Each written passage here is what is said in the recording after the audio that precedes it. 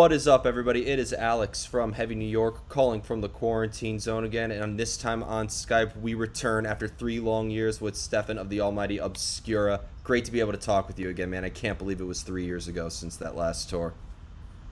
Long time ago, but at that time, at least we met in person in Brooklyn. Yep. And, we weren't bowing to the mercy of this virus that I'm still not naming on my outlet, so... But so far it seems like you beat it off. I just saw some pictures of a tour with, I think, D-Side, Cataclysm, Internal Bleeding, and other bands wrapping a tour, a national-wide tour. I was just there this past weekend.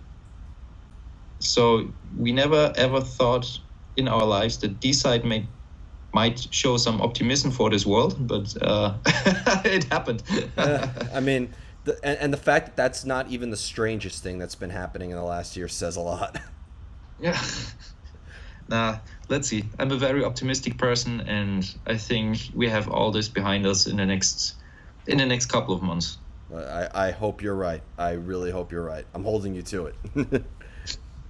But it's so awesome to have you here because we're getting new Obscura coming out this November. The album is titled A Valediction. I'm very excited for the rest of the world to hear this album. The first question I have to ask you is because the last time I spoke to you, it was touring off of Diluvium, which I know was the end of your 4 concept album series. So is this the beginning of a new concept that you're exploring, or is A Valediction going to be like one concept, just focus on this one album?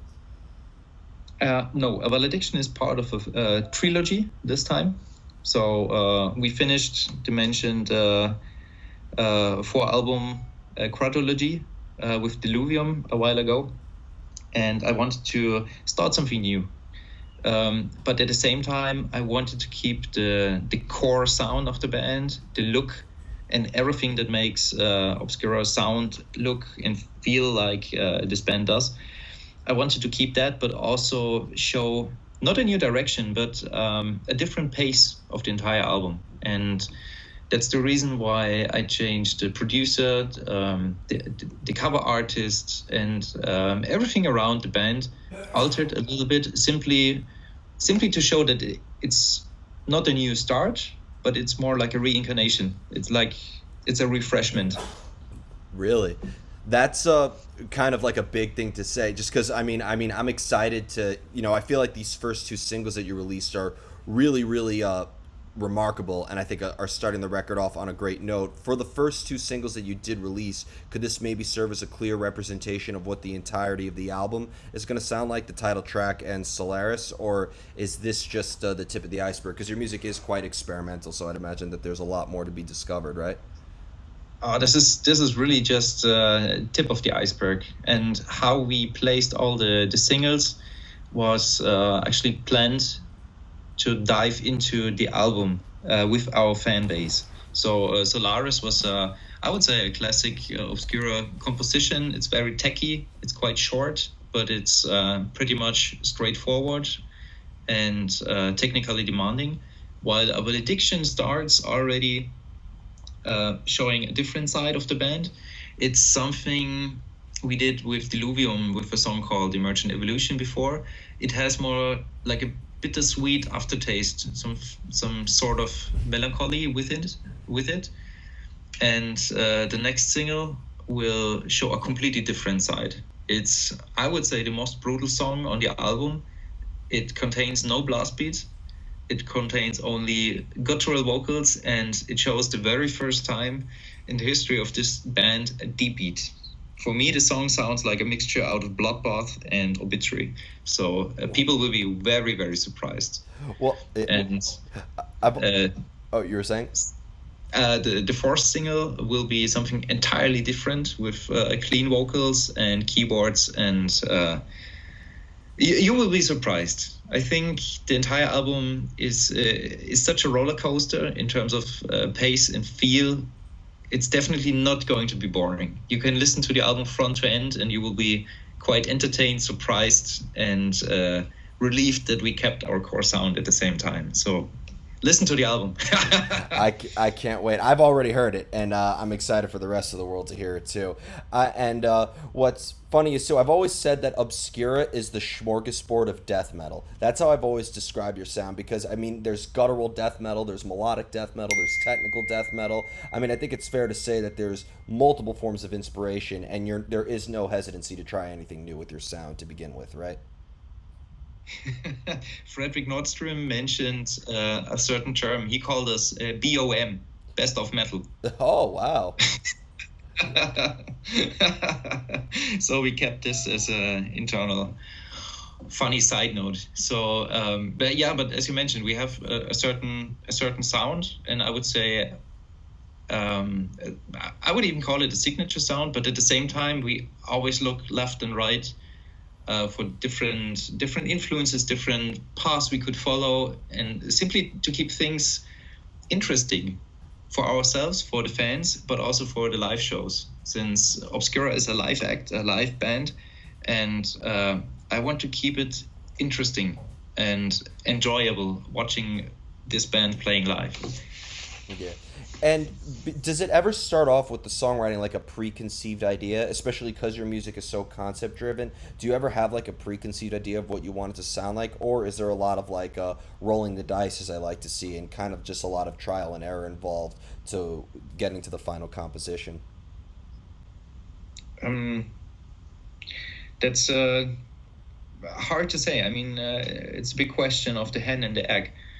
In the very beginning, I have a certain idea where I want to go, so I know the path already. I know the side notes, and I collect ideas how we could sound, how songs need to be arranged, what kind of songs we are looking for. And while the album is growing, this always gets more and more defined, piece by piece. And when it comes to the lyrical expression, it was crystal clear that I wanted to go a little bit away from the extremely abstract and unpersonal approach we had in the previous 4 or 5 albums.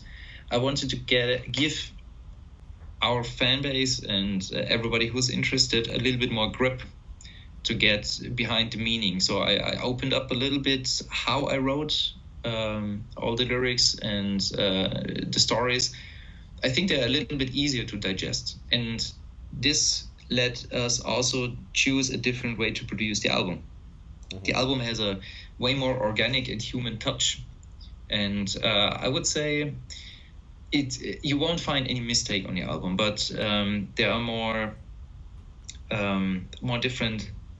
It contains a completely and entirely different attitude, how we performed, how we recorded, and it's more direct and pure. Mm-hmm. It's not overproduced. It's clear, you hear everything, but at the same time you have a certain organic feel within the songs. And I think this makes a big difference and shows that Obscura is working different than or this album shows for the band it's different than what we did in the past. At least from the sound, I think it's a very, very step ahead.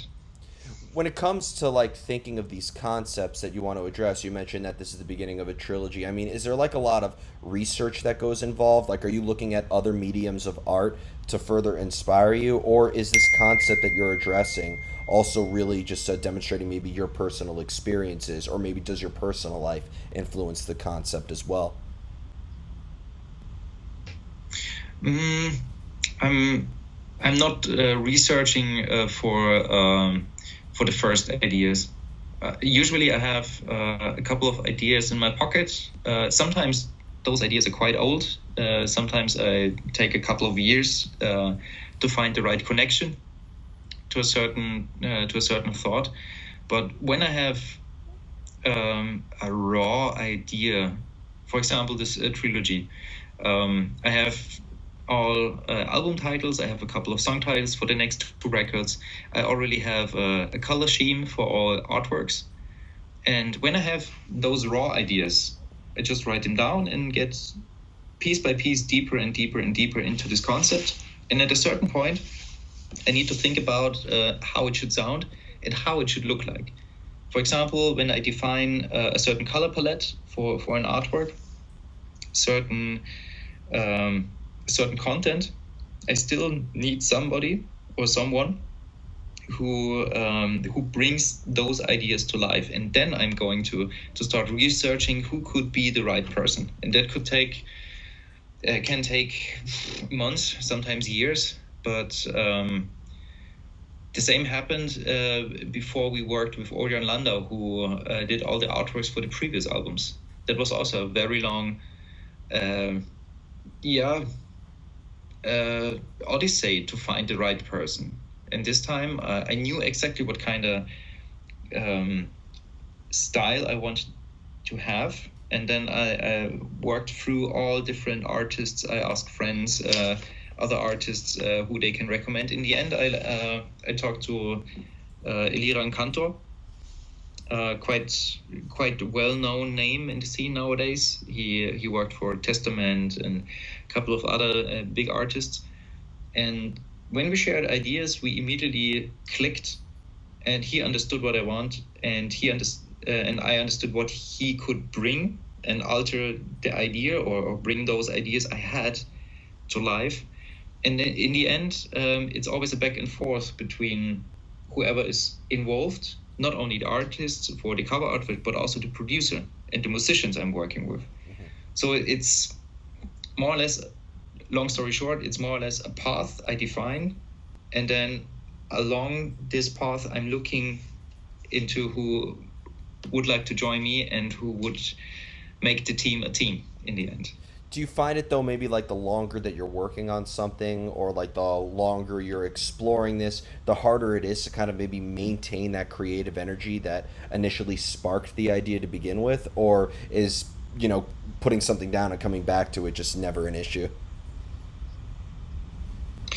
For example, the last album, Diluvium, I felt I'm a little bit trapped in terms of the concept, because it was already too clear, and the mentioned spontaneous part was just left alone, more or less. So there was nothing spontaneous left except a couple of musical experiments. Now with this, I would call it fresh start or reincarnation, it's a different story, because when you're in the beginning of a new concept, you define it yourself. And here we simply defined, okay, we want to write an album we can play live in its entirety. It should be fun. It should be not on the very edge what we are doing or what we are capable of in terms of technicality and progressive arrangements. It shouldn't be on the very edge, because we are not playing clinics every night. We're not making music for musicians. So it was more or less defined that we write an album we enjoy performing, recording, and producing ourselves, but at the same time, fans that are not musicians can enjoy it as well. And this brought us such a huge palette of new sounds, because it was so much fun to get different vibes, different ideas into the band sound we never thought about using before. And this basically made the entire concept we had in the beginning exploding a little bit, because we said, okay, it's fun, okay, let's do it. And as a final result, you have an album that goes to 11, like literally we have 11 songs, and it's such a roller coaster if you listen to this record from front to end, with all different small stories. That is really enjoyable, in my opinion, and I'm very proud of the record, and I'm very happy how it turned out. Well, one thing I've always wanted to ask you too is because when you're playing live, you're bringing in a collection of your catalog. Like when I saw you on the tour in 2018, you were bringing in songs off of Diluvium, Acrosis, Omnivium, and Cosmogenesis. And I mean, do you, and now with this new album coming into the mix, you're going to play this live. It'll be awesome, but I'm sure people are going to want to hear some older stuff too. So when you're like mixing a set list together of songs from different albums, does that almost bring in like a new concept, or is that bringing a new sort of meaning behind the material in a way? I rather think about the tour production when it comes to that. So every touring cycle means a new beginning for me. And of course, as you mentioned, the songs are the core of everything. But how you arrange a set list it doesn't matter if it's a live show or on the album, can alter the impact on the audience a lot. And with the new touring cycle, for example, everything is based on a new album. We play songs from each previous album of the catalog, that's for sure, but not too many. And the exciting thing for us as band is the fact that we can alter the track list, the set list on every tour. So you have to see us often to see all your favorite songs. I still have yet to hear Universe Momentum live, which is one of my favorite Obscura tracks. But I mean, you killed it with every other song you played. So I think really when people go see Obscura, they're not going to care what the set list is. It's just going to be an extraordinary experience. Thank you.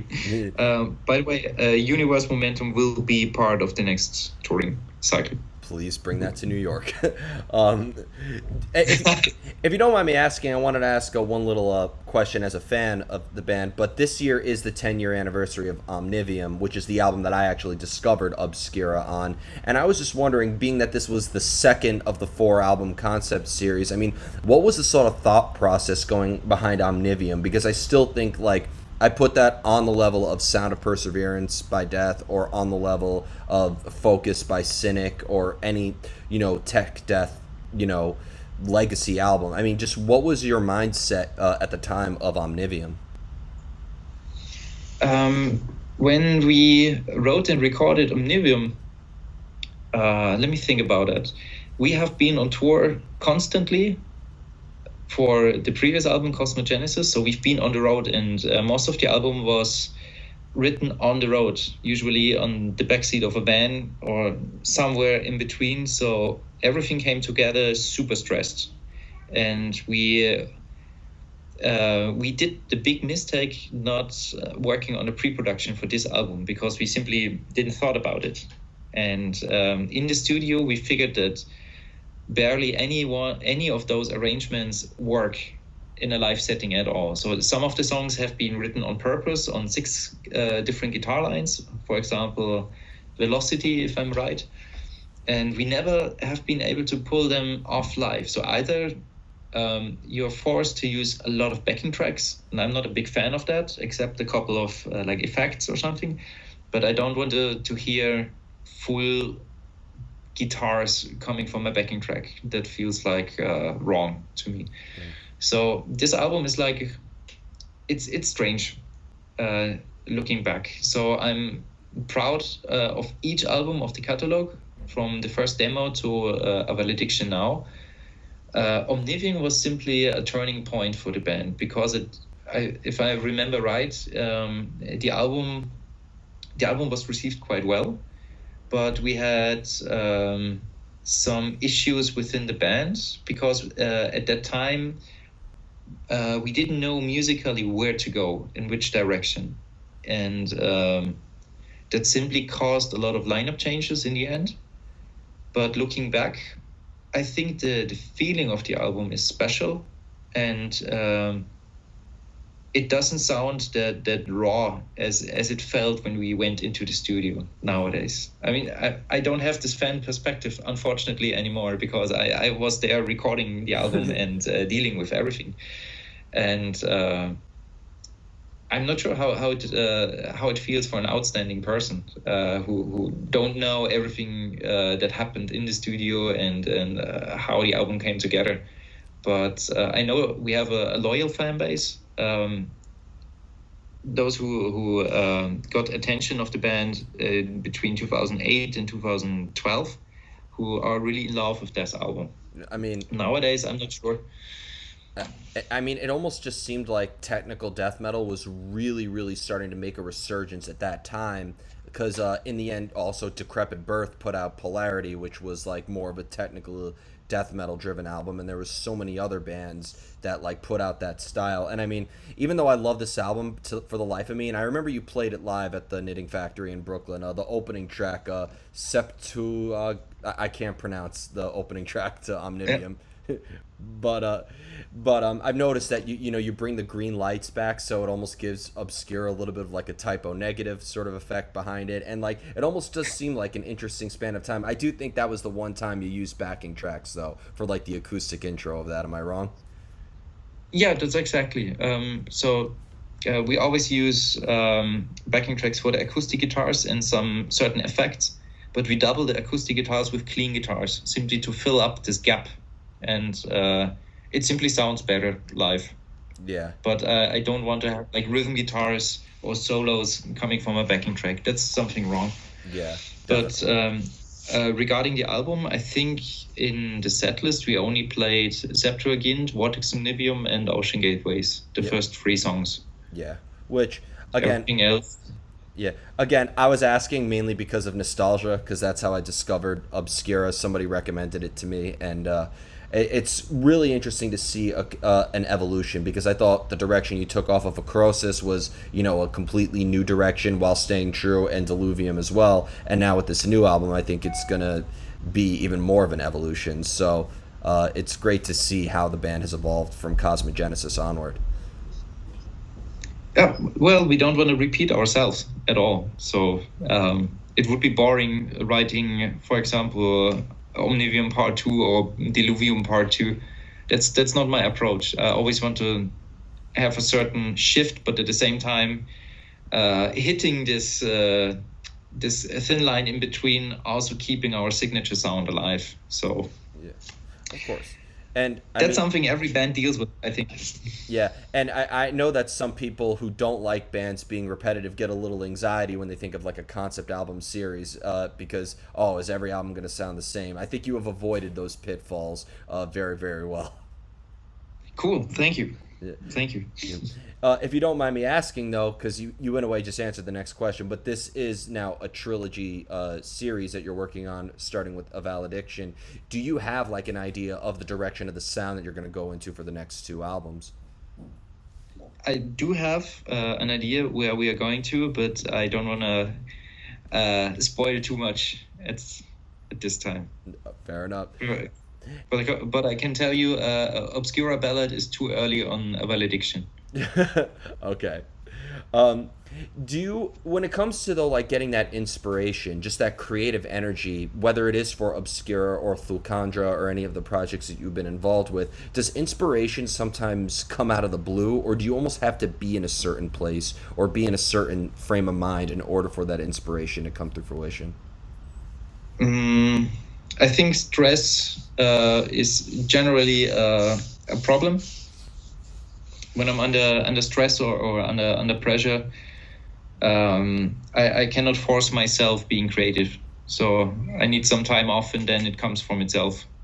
That's everything I can channel, so to say. Everything else is just coming naturally. Sometimes I have so many ideas that I write 10, 15 sketches for songs within a couple of weeks, and sometimes there are months where my head is towards video production or something entirely else, and I don't have the right mindset.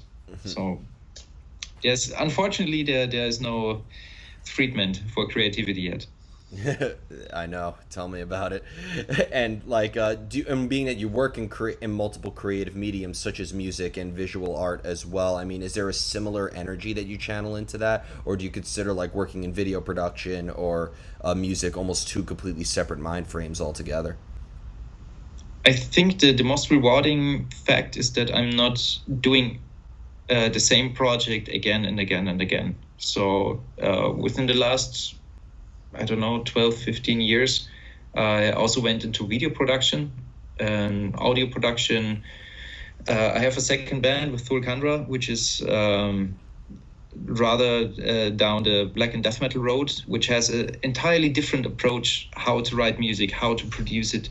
And I think the big diversity keeps everything in balance. At least that's what I see. I cannot work in an office for years and doing the same job over and over again. I don't want to produce albums for other bands and do nothing else than sitting in a studio for 12 months a year. That's nothing what I like to do, and I rather work around and have 2 months video productions, then 3 months I'm working on a new album. Later on, I'm working on the stage production, which is also a very big part of my time, like designing the stage, working on all the logistics and everything. So that's also very rewarding because you change everything you do a little bit. But at the same time, with all the experience we have, for example, from audio production, it helps you working in all the other departments. If you understand audio production, video production is quite easy. If you know how audio backing tracks work, you can also adjust your stage production a lot. And this is all merged into one big topic. And what I'm doing for Obscura is not only writing songs or not only performing on stage. It's so much more, and this is exactly what is so rewarding. Well, I've always said that Obscura is not just a band, but it's also an experience, and I think it's almost like an artistic movement in a way. I mean, have you thought about maybe expressing these concepts that are addressed in your albums, maybe through other mediums as well, through maybe like just example like a graphic novel or something like that, or maybe through visual art you created as well, or even like maybe even making a movie or something like that? I'm working on making a movie about all that. Really? Already. Yeah, and for our 20-year anniversary, I'm looking for publishing everything. We are not sure how we are going to do that, but we already started 2 years ago working on this project. So that will be extremely exciting. And I think the fans will love it because we give it for free to everyone. That's very nice of you. Thank you. We're also working on a book for the band that might see the light a year later in 2023. And yeah, as I mentioned, we have so many different topics and different variations where Obscura is a part of so many mediums. It's not only the music, but also the visuals, the entire content. And at the moment, I'm working on the stage production for the next tour, which is extremely exciting. And it's the first time we really bring a proper production. So let's hope there are no restrictions anymore, without saying the bad word. And we can bring all of this finally on the road.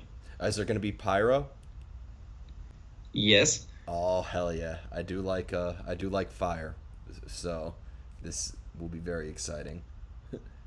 Yeah, fire is always a big issue, but where we are allowed to have it, of course, we are going to use it. Awesome. And another question I wanted to ask you is that when you're presenting this material to an audience, I remember when I interviewed you in 2018, is that there is also plenty of room for your music to be open to interpretation. Would you say that maybe the concepts that you address maybe evolve over time as you grow as an artist and as an individual? I think I need another 10 years in between now and answering that question. Sorry. But I'd imagine that like if somebody tells you what they interpret in your music, that it could almost make you look at it in a certain way, maybe in a different way as well, right? That's absolutely true. And since all the lyrics are that abstract and you can interpret them on your own,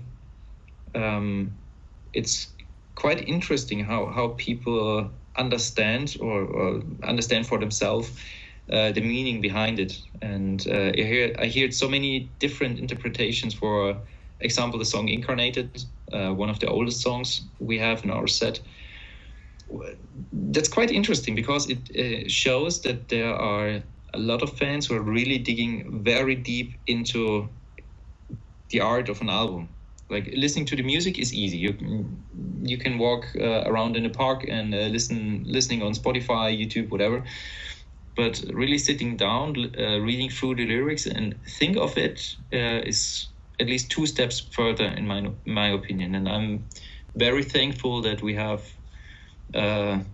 a loyal fan base who is really digesting everything we release. Not only the music, like not only one part, but the entire experience. And this is really rewarding.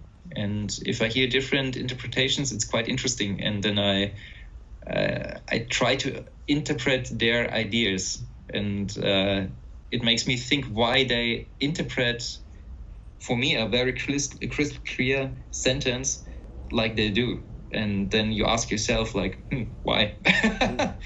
Yeah. Well, I've always admired the presentation of every Obscura album. Like, I will say that the artwork for every album is just really captivating. Like, I would love to see like giant prints of it in a way. And people, like, I've asked people at the Brooklyn show, because as the journalist I have to, interrogate fans as much as I interview the bands, but like a lot of people said, yeah, I got into Obscura because I looked at that album artwork and I was like, wow, this is interesting, let me check this album out, and then they got hooked on it. So I think you have a way of really altering many of the five senses.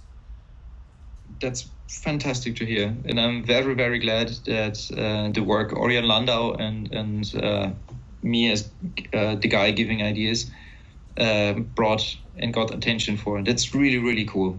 And I think as a death metal band working on a 4-album concept that is so broad with all the different visuals and the crystal clear separation between colors and design schemes, this is something no band did before. At least I don't know any death metal band working that consequent and straightforward a path like that over the gap of like 10 years. Well, I've definitely said that Obscura is the thinking man's death metal band. There's been concepts before, like Fear Factory is a very conceptually driven band, and then like Cannibal Corpse. I mean, they're not concept albums, but a lot of people are very excited to see the violent artwork to go along with the violent music. But I feel like that your music is almost kind of like, what I think is fascinating about an Obscura album is that I listen to it more than once and discover something new every time. It also makes me think about, like, I think that the context of the album changes depending on where I'm listening to it. If I'm listening to it in my house, it's a very different interpretation or experience than if I'm listening to it on the train or something like that. So that's definitely a way to see it. And if I listen to music on my headphones, it definitely is a different experience than listening at home with a proper stereo system, with proper cabinets you can crank up. It's completely different. But I think that's something that doesn't count only for our band. It's something that works for whatever music you're listening to. Definitely. If you don't mind me asking as well, with the debut album Retribution, was that album not as conceptually explored as it was on the albums that you have been making in the past? Was like Retribution almost kind of like its own entity in a way, or was that also very conceptually driven as well? It was not conceptually driven at all. It was simply the one of the famous debut albums where nobody had a clue about what they are doing.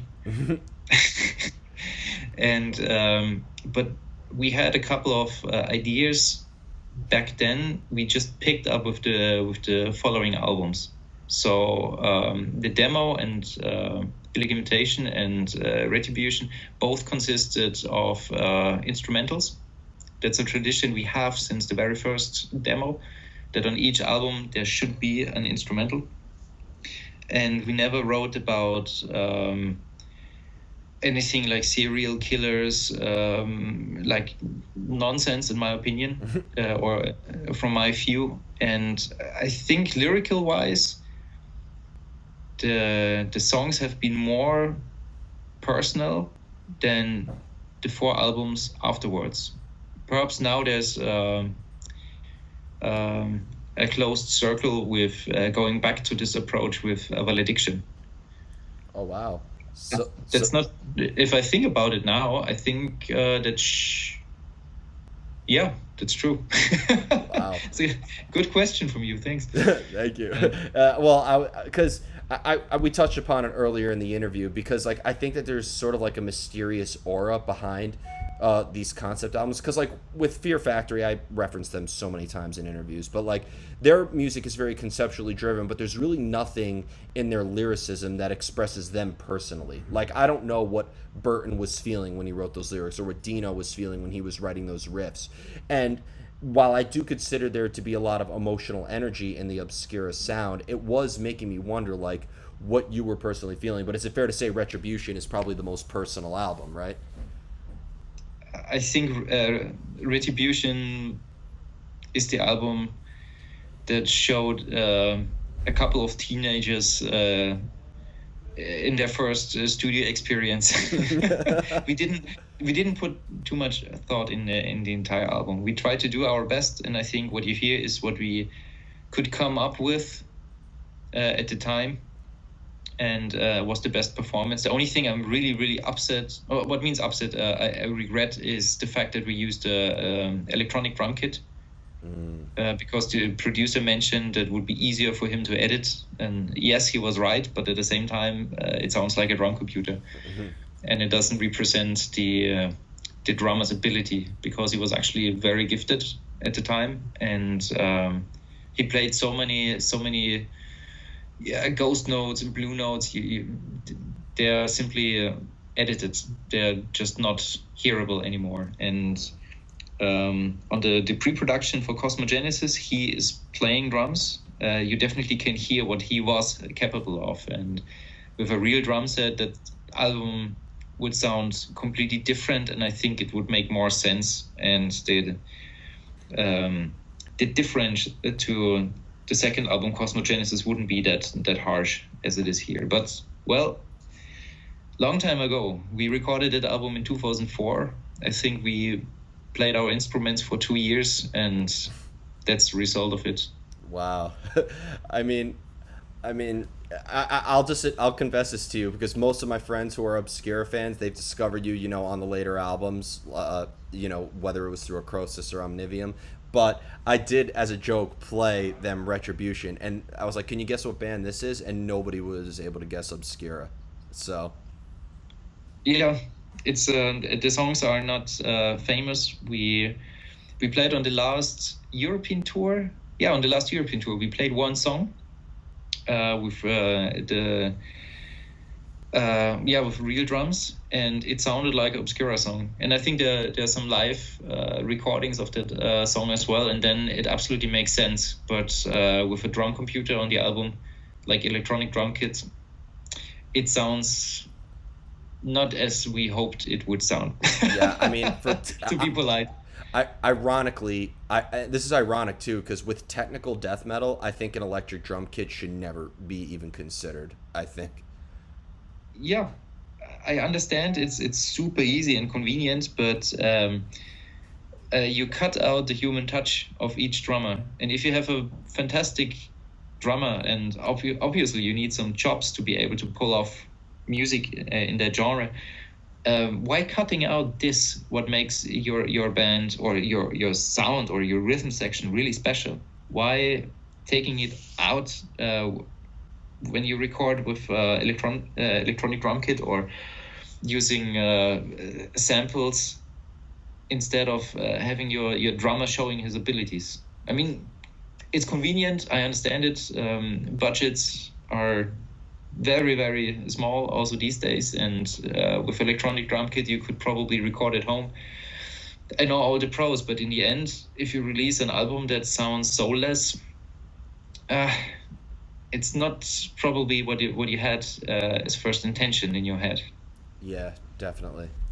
Yeah, we learned it the hard way, and that was 17 years ago. Yeah, well, thank God good thing you learned it earlier, right? Better you didn't decide to pull out an electric drum kit on like the fourth album or something like that. No. and kind of going more into like the technical aspects, I mean, do you have a background in music theory? Because when I listen to the guitar soloing in the introduction to Universe Momentum, for example, I mean, like, it almost sounds very studied. Like, are you thinking about music theory or scales or chord progressions as you're writing, or are you completely self-taught? Me personally, I do have a musical background, but I started playing piano Oh at the wow. age of 9, 10, and I got, how you call it, a scholarship Yeah. at boarding school for musically gifted kids. So I went there for a couple of years, and I learned to play piano, sing in a choir, singing solo. And when I was about to learn a second instrument, I left the school at the age of, oh, I don't remember, 12, 13, something, like a couple of years later. And from that point on, I didn't make any music at all anymore. And with 16, I picked up a guitar. So I had some knowledge ahead, but playing the guitar was entirely Oh wow. self-taught. Wow. So But does your uh, theoretical background, like in piano, influence though how you play as well? I think on a passive side, yes. But the biggest gift I got back in the days was the reason that we had to learn to train your ear. So, for example, I think every 2 weeks we had to write a test. The the teacher played a certain part on the piano, and just from hearing it once, you had to write it down, like on sheet music. That was the test, and afterwards they checked. Okay, no, half tone, too high, too low, and so on and so on. And this was back then. We hated it, to be honest, as kids. But I still see this as a big gift, and training your ears at that age is helping a lot. And at later years, I studied media technology, and I was focusing on electroacoustics, acoustic, vibroacoustic, and yeah, a lot of physics. And psychoacoustics was a very, very interesting field, where you not only listen to right or wrong, but also have to interpret it. So, for example, if there's a tone so low that you cannot hear it anymore, but you feel it, and the same goes on the other direction. If some tones are that high that you can't hear it anymore, but you feel it, you have a very, very different approach to everything. And also in terms of room acoustics, we made so many exercises and experiments. It was so rewarding to go back and having all these gifts I got as a kid, to combine it with all those experience. And it's simply a cycle that closed in the very end. But I didn't study music theory. I didn't go to a conservatory because I was bored of it. Yeah. I was more interested and fascinated by the medical part of it, like how your hearing works and how psychoacoustic works at a later point. And just playing one certain instrument and understanding everything just from that one certain instrument was a thought I didn't like at all. I don't want to sit for 50 years in a room and just play guitar. Yeah. That's something horrible. But that also shows why I love to work on different fields in media. So maybe that explains something. Well, I was about to ask you, do you actually have a synesthesia in a way? Because, like, do you see certain colors when you hear certain notes, or see certain images when you're hearing certain notes, being that you have such an emphasis on the visual aspects of Obscura as well? No, not really. But I hear if I hear wrong notes immediately. So I cannot. If I hear a tone, I can tell you if it's 2 or 3 cents off immediately. Mm-hmm. But I cannot tell you what is the name of it, Okay. so to say. So there are some pros, there are some cons. But if I listen to a production, for example, like an audio production, I can immediately tell you where which frequency band is completely out of place, is where you need to work with the EQ and stuff like that. So I have a very technical hearing, Mm-hmm. so to say. Fair enough. I mean, like, so you don't know those scales like Mixolydian or Aeolian or Locrian or any of those scales, right? Like I had to learn back in the day. No, I never learned that. I have a couple of books here, also regarding arrangements, but this is something I rather work out of a gut feeling. If I feel something is sounding right, I follow it. If it feels wrong, I don't follow it. But I don't work with like chord progressions that are like based on certain themes. I don't do that. Okay. And the final question I wanted to ask you is probably the most difficult question of the entire interview. We went deep on the technical aspects of Obscura. We went deep on the visual aspects and the conceptual aspects. But now, when it comes to an album, you know, when you have all the visual aspects, you have all the songs written. At what point, how do you know when it's officially finished? When you're ready to release that album and present it to the world? Um, I think when we have a deadline to deliver a mix and master, it helps a lot.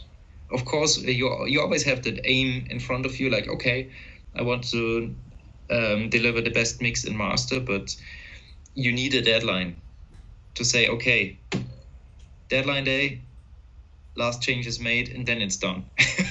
And I think if you do not work with a deadline, if you do not have a certain person telling you, okay, you deliver the album next year in March, then you would never finish anything. Okay. So I love working with deadlines and getting things into shape. Okay. And if there's a deadline, respect it, and then I know it's going to be finished. Wow. I have to say, that was a great explanation, and you bring up a good point, but that was a relatively anticlimactic answer after how deep we went for the last 45 minutes. Sorry. It's all good. So, before we go, I want to thank you so much for your time today and for a great conversation as usual. Is there just anything else with Obscura that you would like to promote with the release of this brand new album? Obviously, you know, again, thanks to this fucking virus that shall not be named, touring is still up in the air at the moment. Things are starting to look better, but can we be expecting to see Obscura in the U.S. As soon as you know, time allows for it? And anything else you'd like to plug? We just booked and confirmed a 50-date North American run, so definitely playing in the New York area again, and I'm very sure it's going to be happening in February, March, and April. So it will be announced very soon, and by then, this whole pandemic should be over. So let's stay positive and listen to A Valediction. Thanks so much, everybody. We are here with Steffen of Obscura, A Valediction, coming out very soon via Nuclear Blast. This is Alex from Heavy New York, and we will see you next time.